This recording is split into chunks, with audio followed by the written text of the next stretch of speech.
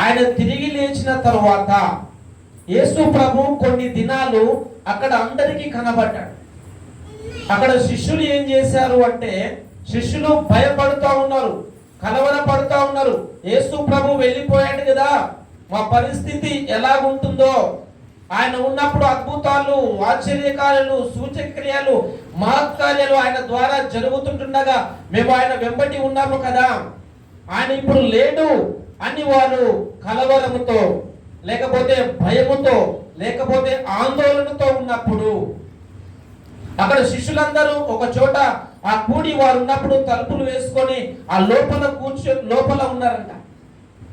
అక్కడ ఉన్నప్పుడు యేసు వారి మధ్యలో నిలిచి, మీకు సమాధానమవునుగాక, మీకు శాంతి కలుగునుగాక, మీకు సమాధానమవునుగాక, సమాధానము కలుగునుగాక అని వారితో తెలియజేసినట్లుగా దేవుడు మనందరితో ఈరోజు మాట్లాడని ఇష్టపడతా ఉన్నాడు.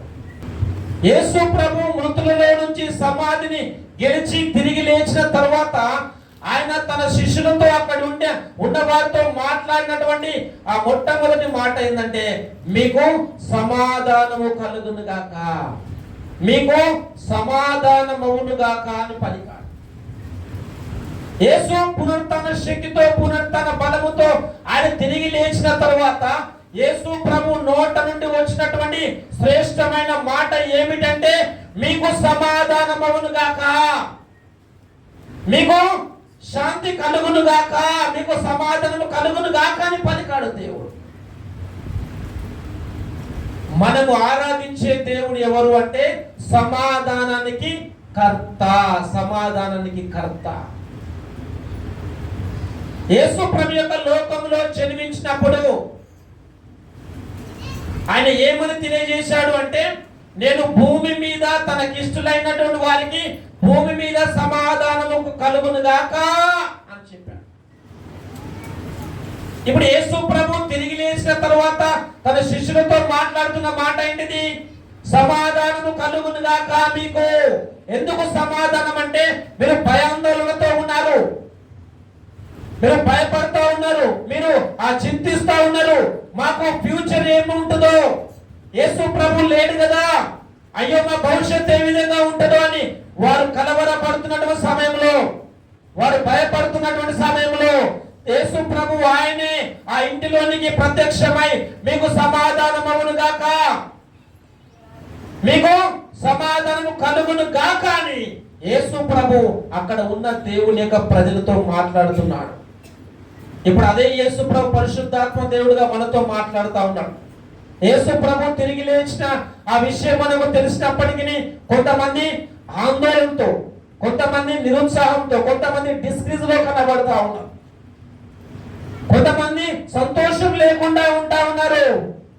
వారితో మాట్లాడే మాట ఏంటంటే, మీకు సమాధానము కలుగునుగాక. హల్లెలూయా, హల్లెలూయా. యేసు ప్రభు మరణాన్ని జయించి తిరిగి లేచింది మనందరికి సమాధానం ఇవ్వడం కొరకే, ఆయన శాంతిని ఇవ్వడం కొరకే యేసు ప్రభు యొక్క లోకానికి వచ్చాడు అని యోహాను సువార్తలో రాయబడినది. నేనిచ్చే శాంతి, నేనిచ్చే సమాధానం లోకం ఇచ్చినట్లు కాదు, నేను మీకు శాంతిని అనుగ్రహించుచున్నాను, నేను మీకు సమాధానం అనుగ్రహించున్నాను అని అంటా ఉన్నాడు ప్రభు. ఆయన సమాధానకర్త అయినటువంటి దేవుని మనం ఏమి చేయాలంటే ఆత్మతో సత్యముతో మనం ఆరాధించాలి. క్రీస్తునందు ప్రేమైన సహోదరి సహోదరులారా, మనం ఆరాధించే దేవుడు ఎవరంటే ఆయన సమాధానం ఇచ్చే దేవుడు. ఆయన శిష్యులు భయముతో ఆందోళనతో ఉన్నప్పుడు వారి మధ్య ఆయనే నిలిచి వారి దగ్గరికి వచ్చి మీకు సమాధానము అవును కాక అని పలికినటువంటి దేవుడు ఆయన నీతో మాట్లాడుతున్న మాట ఏంటంటే, నీకు సమాధానము కలుగును గాక, నీ కుటుంబంలో సమాధానము కలుగును గాక, నువ్వు చేస్తున్న చేతి పనులు సమాధానము కలుగును గాక, నీకు దీవెన కలుగును గాక, నీకు ఆశీర్వాదం కలుగును గాక, నీకు అభివృద్ధి కలుగును గాక అని ప్రభు ఈ రోజు నీతో మాట్లాడతాడు. హల్లెలూయా, హల్లెలూయా. అందుకే కీర్తన గ్రంథంలో రాయబడినటువంటి మాట చూసినట్లయితే ఆ కీర్తన గ్రంథంలో 29:11 యెహోవా తన ప్రజలకు బలము అనుగ్రహించును. యెహోవా తన ప్రజలకు సమాధానము కలుగజేసి వారిని ఆశీర్వదించును. దేవుని ప్రజలుగా ఉన్నటువంటి వారికి దేవుడిచ్చేటువంటి ఆ బలము, దేవుడిచ్చే ఆశీర్వాదం, దేవుడిచ్చే దీవెన ఎప్పటికీ ఉంటదంట. అందుకే దేవుడు మాట్లాడదు ఏమన్నాడంటే దేవుడు తన ప్రజలు అని రాయబడ్డాడు. తన ప్రజలు యేసుక్రీస్తు యొక్క రక్తము చేత కడగబడిన వారు, యేసు ప్రభు యొక్క రక్తం చేత కడగబడి బాప్తిసము తీసుకొని ఆయన నూతన సృష్టిగా మార్చబడిన ప్రతి ఒక్కరితో మాట్లాడుతున్న మాట ఏంటంటే తన ప్రజలకు బలము. దేవుడు తన ప్రజలకు బలాన్ని ఇస్తాడంట. చాలా మంది బలహీనతతో, చాలా మంది కురుకుదలతో, చాలా మంది అనారోగ్యముతో ఈ రోజు లోకంలో కనబడతా ఉన్నారు. ఎవరైతే యేసు ప్రభు దగ్గరికి వస్తారో, యేసు ప్రభు యొక్క రక్తం మీద కడగబడతారో, యేసు ప్రభు నామములో బాప్తిసము తీసుకుంటారో, దేవుని యొక్క ఆత్మ చేత నింపబడి ఆయన స్తుతిస్తూ ఆరాధిస్తుంటున్నారు. వారికి దేవుడు ఏమంటావునంటే నేను బలము అనుగ్రహిస్తాను, నేను మీకు బలాన్ని కలుగజేస్తాను. నేను మీకు ఆ బలం అంతా మాత్రమే కాదు, దేవుడు అంటా ఉన్నాడు నేను తన ప్రజలకు సమాధానము కలుగజేసి నేను వారిని ఆశీర్వదిస్తాను. దేవుడు సమాధానం ఇచ్చే దేవుడు. చాలా మంది ఎలా ఉన్నారు బ్రదర్ అంటే నేను చాలా నీరసంగా ఉన్నాను, చాలా బాధతో ఉన్నాను, చాలా దిగులుతో ఉన్నాను, చాలా కష్టంతో ఉన్నాను, చాలా అప్పుల సమస్యలతో ఉన్నాను అంటారు.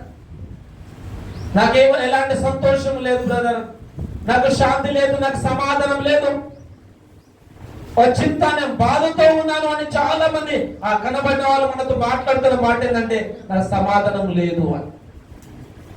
ఇక్కడ యేసు ప్రభు అనే మాట ఏంది?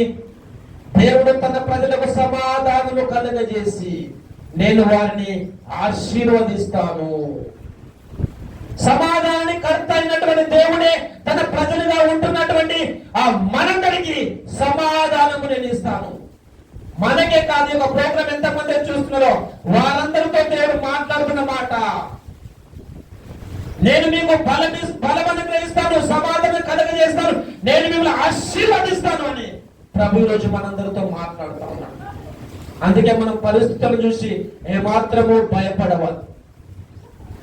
మనం పరిస్థితులను చూసి లేకపోతే ఆ ప్రతికూలతను బట్టి మనం ఏమాత్రము జడియవద్దు, ఏమాత్రము డిస్ప్రెస్ కావద్దు. ఎందుకంటే ఆయన మరణాన్ని గెలిచినటువంటి దేవుడే, ఆయన సమాధిని గెలిచినటువంటి దేవుడే, ఆయన పునరుత్థాన శక్తితో ఆయన తిరిగి లేచి ఆయన మాట్లాడుతున్న మాట మీకు సమాధానము కలుగును గాక, మీకు క్షేమము కలుగును గాక, మీకు ఆరోగ్యము కలుగును గాక, మీకు ఆశీర్వాదం కలుగును గాక అని ఆయన పరిశుద్ధాత్మ ద్వారా ఈరోజు దేవుని యొక్క వాక్యం ద్వారా నీతోను నాతోను సూటిగా మాట్లాడుతా ఉన్నాడు.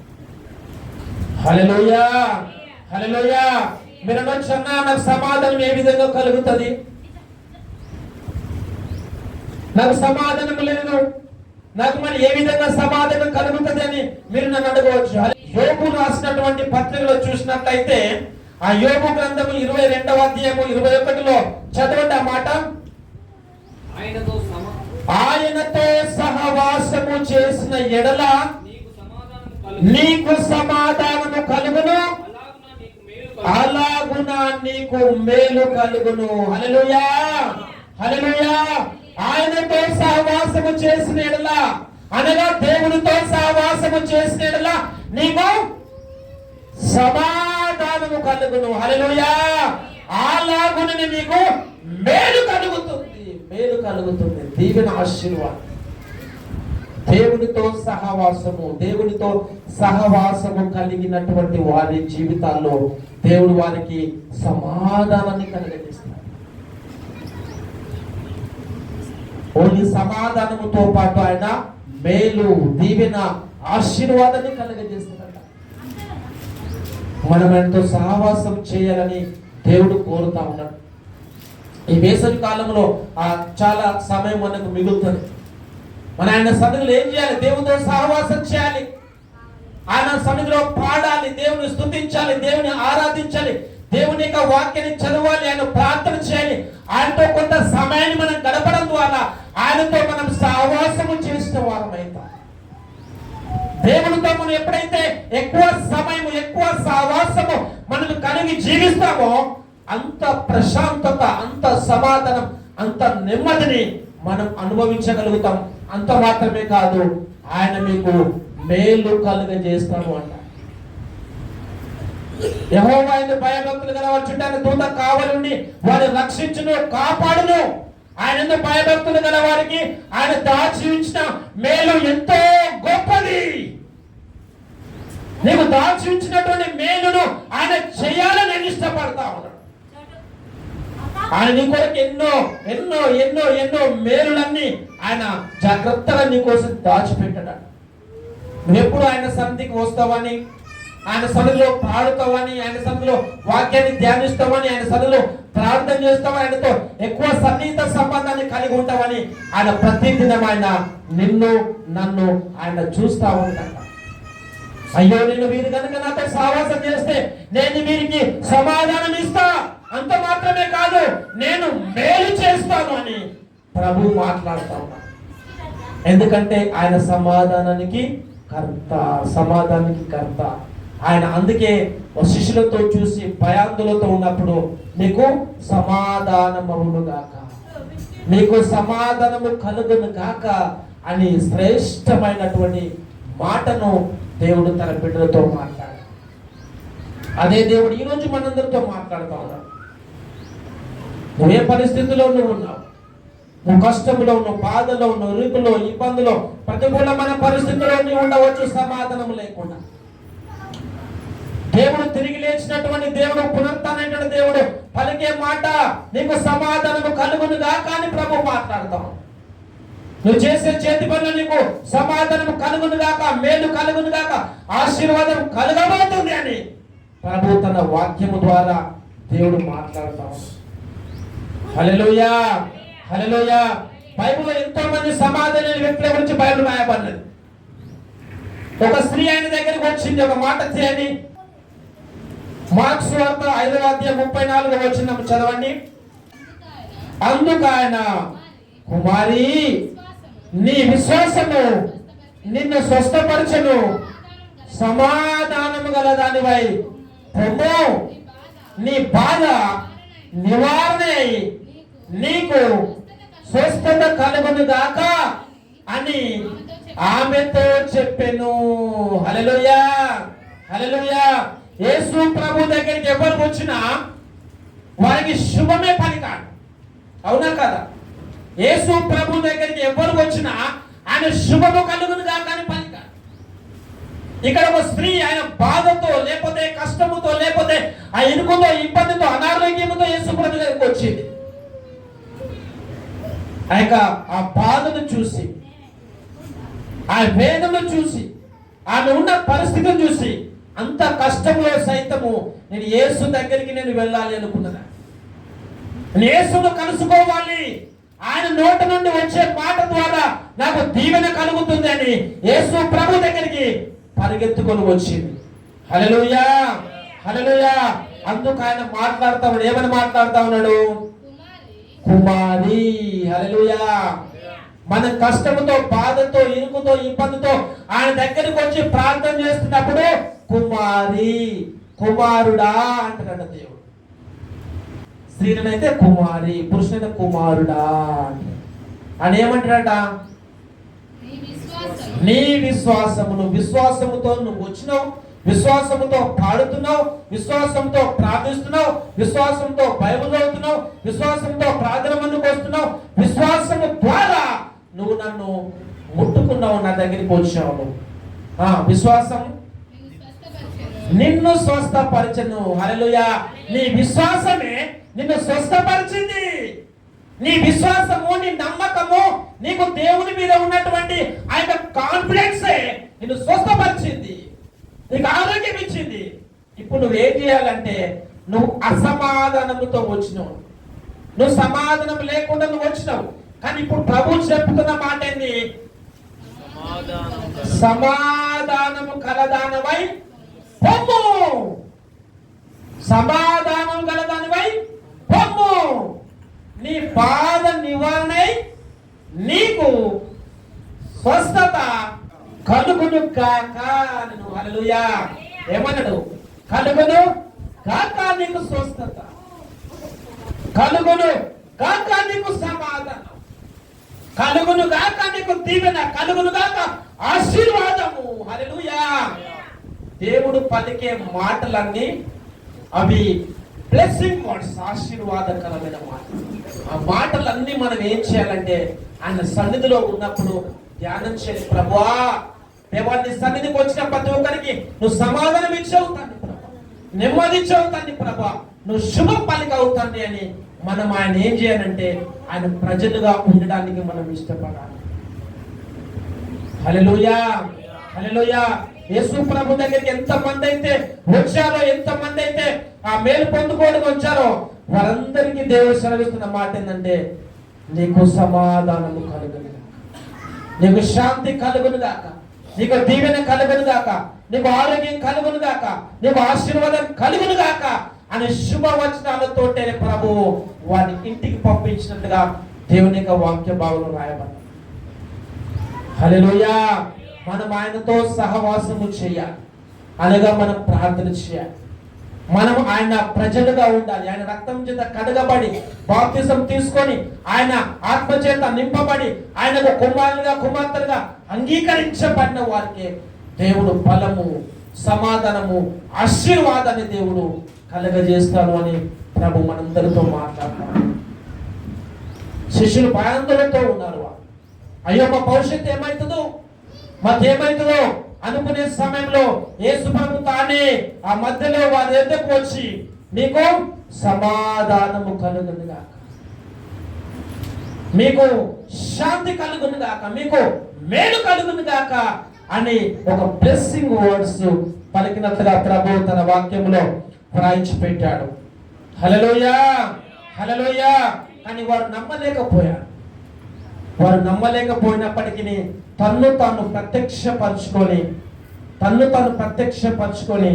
వారిని రుజువు చేసుకుని ఆయన ఏం చేసినంటే అప్పుడు వారు లేఖనములు గ్రహించినట్లుగా ఆయన వారి మనస్సును తెరిచి క్రీస్తు శ్రమపడి 3వ దినమున మృతులలో నుండి లేచిననియు యెరూషలేము మొదలుకొని సమస్త జనములలో ఆయన పేరట మారు మనసును పాపక్షమాపణయు ప్రకటింపబడుననియు వ్రాయబడి ఉన్నది. ఈ సంగతులకు మీరే సాక్షులు. ఇదిగో నా తండ్రి వాగ్దానము చేసినది మీ మీదికి పంపుచున్నాను. మీరు పైనుండి శక్తి పొందు వరకు పట్టణములో నిలిచి ఉండునని వారితో చెప్పెను. ఆయన బేతానియా వరకు వారిని తీసుకొని పోయి చేతులెత్తి వారిని ఆశీర్వదించుచుండగా ఆయన వారిలో నుండి ప్రత్యేకింపబడి పరలోకమునకు ఆరోహణమాయెను. వారు ఆయనకు నమస్కారము చేసి మహా ఆనందముతో యెరూషలేమునకు తిరిగి వెళ్ళి ఎడతెగక దేవాలయములో ఉండి దేవునికి స్తోత్రము చేయుచుండిరి. హల్లెలూయా, హల్లెలూయా. ఆయన లేచాను అని చెప్పినటువంటి వారు ఆ మాట వినక తన్ను తాను ప్రత్యక్షపరచుకున్నారు. యేసు ప్రభు తిరిగి లేచినటువంటి ఆయన చూసి భూతం అనుకున్నారు. ఆయన కాళ్ళను చేతులు చూపెట్టి మీ దగ్గర ఏమైనా కాల్చిన రొట్టె కానీ ఏమైనా ఉందంటే ఆయన తీసుకొని వారి ముందు భుజించాడు. కీర్తన గ్రంథములోను బైబుల్లో యేసు ప్రభు గురించి ఆయన యొక్క వచనాలన్నీ నెరవేరినట్లుగా ఆయన ఆ విధంగా జరిగించాడు. ఆ విషయాలను చెప్పి ఒక రాయబడిన చేయండి. క్రీస్తు శ్రమపడి 3వ దినమున మృతులలో నుండి లేచిననియు యెరూషలేము మొదలుకొని సమస్త ఆ జనములలో ఆయన పేరిట మారు మనసును పాపక్షమాపణ ప్రకటింపబడుననియు వ్రాయబడి ఉన్నది. ఈ విధంగా రాయబడి ఉన్నదంట. వ్రాయబడిన ప్రకారమే యేసు ప్రతిదీ జరిగించాడు. అందుకే శిష్యులతో చెప్పిన మాట ఏంటంటే చేయండి, మీరు పైనుండి శక్తి పొందు వరకు పట్టణంలో నిలిచి ఉండుడని వారితో చెప్పాను. హల్లెలూయా. మీరు డైరెక్ట్గా మీరు ప్రజల దగ్గరికి వెళ్ళకూడదు. మీరు ఏం చేయాలి? మీరు ప్రత్యేకంగా ఉండి దేవుని యొక్క శక్తి, ప్రభు యొక్క శక్తి, పరిశుద్ధాత్మ యొక్క శక్తి పొందినట్టు మీరు ఏం చేయాలి? పట్టణంలో ఉండి మీరు ఏం చేయాలంటే మీరు పట్టణములో ఉండి ఆయన కొరకు నిలిచి ఉండాలని దేవుడు వారికి చెప్పి ఆయన వెళ్తున్నప్పుడు ఆయన వారి మీద చేతులు రాయబడి చూడండి. ఆయన బేతానియ వరకు వారిని తీసుకొని పోయి చేతులు ఎత్తి వారిని ఆశీర్వదించాడు. వారిని ఆశీర్వదించుచుండగా ఆయన వారిలో నుండి ప్రత్యేకింపబడి పరలోకమునకు ఆరోహణమాయను. హల్లెలూయా, హల్లెలూయా. యేసు ప్రభు పరలోకానికి వెళ్తా ఉన్నప్పుడు వారు బేతానియ వరదాకా వారు యేసు ప్రభుతో పాటు నడుచుకుంటూ వెళ్ళిపోయినారు. యేసు ప్రభు అక్కడికి వచ్చిన తర్వాత ఆయన చేతులెత్తి వారిని ఆశీర్వదించిన ఎవరిని? శిష్యులను. అక్కడ ఉన్నటువంటి వారిని ఆశీర్వదించి ఆయన చేతులెత్తి ఆయన ఆశీర్వదించుచుండగా ఆయన మెల్లగా ఆయన పైకి ఆరోహణమై వెళ్ళిపోయారు. వారు ఆరోహణమై వెళ్ళిపోతున్నప్పుడు అక్కడ ఉన్న శిష్యులు చూసి ఏమన్నారంటే, పరలోకమునకు ఆరోహణమాయను. వారు ఆయనకు నమస్కారము చేసి మహా ఆనందముతోను యెరూషలేమునకు తిరిగి వెళ్ళి ఎడతెగక దేవాలయంలో ఉండి దేవునికి స్తోత్రము చేయుచుండేది. హల్లెలూయా. ఆయన ఆరోహణం అవుతా ఉన్నప్పుడు వారందరూ నమస్కారం చేస్తా ఉన్నారు. ఆరోహణమైన దేవుడు పరిశుద్ధాత్మ పంపిస్తాడు కాబట్టి ఆయన ఆరోహణమై వెళ్ళిపోతా ఉన్నాడని అక్కడ ఉన్నటువంటి వారు చూసి ఆయనకు నమస్కారం చేశారు. వారు యెరూషలేములోనికి వెళ్ళి వారు అక్కడ రాయబడి చేయండి. వారు తిరిగి యెరూషలేమునకు తిరిగి వెళ్ళి ఎడతెగక దేవాలయంలో ఉండి దేవునికి స్తోత్రము చేయుచుండేది అని రాయబడి. దేవాలయంలోనికి వెళ్ళి ఎడతెగక వారు దేవునికి స్తోత్రం చేస్తా ఉన్నారు. ఎందుకంటే దేవుని యొక్క ఆత్మ కొరకు, దేవుని యొక్క శక్తి కొరకు, దేవుని యొక్క అభిషేకం కొరకు, వారు దేవుని యొక్క ప్రసన్నత కొరకు వారు కనిపెట్టడానికి కోసం వాళ్ళు ఎడతెగక దేవుని స్తుతించి దేవుని ఆరాధించినట్టుగా దేవుని యొక్క వాక్యములో ఉన్నది. ఆయన సమాధానమౌనుగా కానీ పలికిన దేవుడు ఈరోజు ఆయన మనందరికీ సమాధానము కలుగునుగా కానీ పలుకుతాం. అదే విధంగా మీ కుటుంబంలో ప్రతి ఒక్కరికి క్షేమము కలుగునుగా కానీ ప్రభు పలుకుతా ఉన్నాడు. ఆయనతో సావాసం చేసి ఆయన ప్రజగా ఉండి ఆయన సన్నిధిలో ఎవరైతే ముందుకు సాగుతారో వారి జీవితాలను గొప్ప కార్యం చేస్తానని ప్రభు మనందరితో మాట్లాడుతుండగా మనం ప్రార్థన చేసుకుందాం. అందరి కళ్ళు మూసుకోండి. ప్రేమ గల దేవా మీకు వందనాలు, దేవా మీకు స్తోత్రం, దేవా మీకు వందనాలు, దేవానికి స్తోత్రం. దేవా మీరు శిష్యులున్న గదిలోనికి వచ్చి మీకు సమాధానమౌనుగా కానీ పలికవుతండి మీకు వందనాలు. దేవానితో సావాసం చేసిన మీకు సమాధానము కలుగును, మీకు మేలు కలుగునని అవుతండి మీకు వందనాలు.